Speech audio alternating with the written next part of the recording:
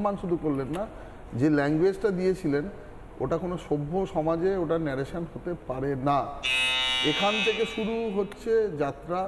তারপরে প্রত্যেকটি ঘটনা আপনাকে বুঝতে হবে মুখ্যমন্ত্রী নিজেই এই সমস্ত কিছুর সমস্ত ইনস্ট্রাকশন ওনার থেকে এসছে। ক্রিমিনাল মাইন্ড সেট নিয়ে যে মানে রাজ্যের সর্বোচ্চ গদিতে বসে, সে এর থেকে কোনো ভালো কাজ করতে পারে না। 2 নম্বর হচ্ছে তিনি এমন একটা ক্লোজ সার্কিট বানিয়েছিলেন, তার মধ্যে বেশ কিছু মানে আধিকারিক ছিলেন, পুলিশ আধিকারিক ছিলেন। সব থেকে বড় নাম হচ্ছে রাজীব কুমার, ঠিক আছে।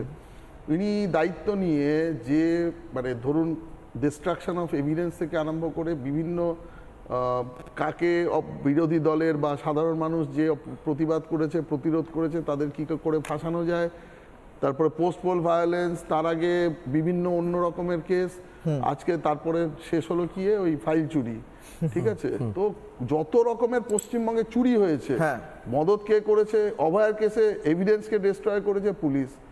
বিনীত গোয়েল আজকে সাসপেন্ড হয়েছে, ইন্দিরা বা অভিষেক আমার আন্ডারে চাকরি করেছে, ইন্দিরার সাথে আমি একসাথে মানে ডিআইজি হওয়ার আগে যে ট্রেনিংটা হয় সেটা করেছি। দুর্ভাগ্যজনকভাবে এরা কিন্তু খুব খারাপ অফিসার কেউ নয়, এদেরকে পুরো সিস্টেম নষ্ট করেছে।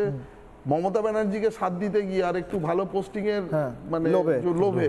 আর সব থেকে বড় কথা 2021-এ স্যার একটা আমি কোশ্চেন করি অ্যাডিশনাল। আপনি বলছেন যে এরা কাজটা করেছে বটে, আসলে করানো হয়েছে, তাহলে তো এই সাসপেনশনটা এনাফ নয়, তাহলে তো এই 3টে পুলিশের সাসপেনশন এনাফ নয় স্যার। বলছি সব থেকে বড় কথা হচ্ছে দেখুন এই প্রত্যেকটা অফিসার, কারণ সংবিধানকে শপথ নিয়ে বিশেষ করে আইপিএস অফিসাররা আইনের বাইরে গিয়ে কোনোদিন কাজ করতে পারে না। যদি করে থাকে আজ না হলে কাল তার সাজা হবেই।